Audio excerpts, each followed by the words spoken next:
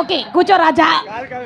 కాదు రాజా, ఓకే బాగానే ఉంది కానీ మజాకి బాజాకి ఏమైనా రైమింగ్ ఉందా రాజా? ఓకే.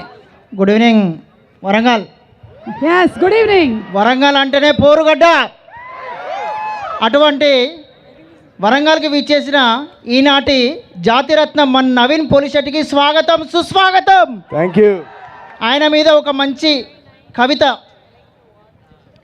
వస్తా. నవ్వులే ఆయుధంగా తెరపైకి వస్తాడు, బుద్ధి బలంతో పాత్రలకు ప్రాణం పోస్తాడు. ఆచార్య సాయి శ్రీనివాస్ ఆత్రేయ డిటెక్టివ్ నటనతో మెప్పించి జాతిరత్నంతో సినీ చరిత్రను నవ్వుల అలజడిని సృష్టించి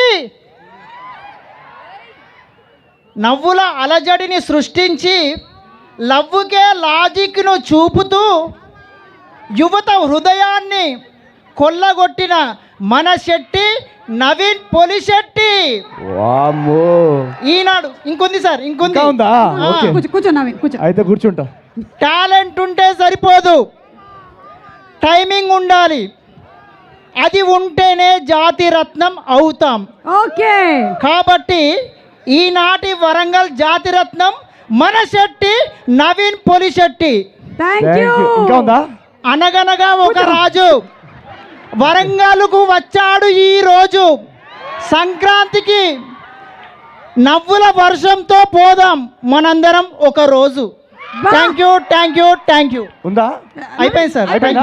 thank you so much sir. నా పేరు రాకేష్. రాకేష్. పాన్ ఇండియా సినిమాల లాగా నీ కవిత్వాలు కూడా పార్ట్ 1, పార్ట్ 2, పార్ట్ 3 ఉన్నాయి. Thank you sir.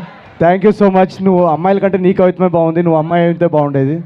Thank you sir. నేను మిమ్మల్నే చేసుకుంటున్నాను. ఏమన్నాడు? నిన్నే చేసుకుంటాడంట. కూర్చో. నన్ను చేసుకుంటావా? అమ్మాయి నువ్వు అమ్మాయి అది స్పెసిఫై చేయ వాళ్ళకి. అది మింగేసావు. మెయిన్ పార్ట్ చెప్పు. అవును సార్, అవును. రాకేష్ సార్ మళ్ళీ కాల్ చేయకు. కూర్చో. Okay sir, thank you. నాకెందుకో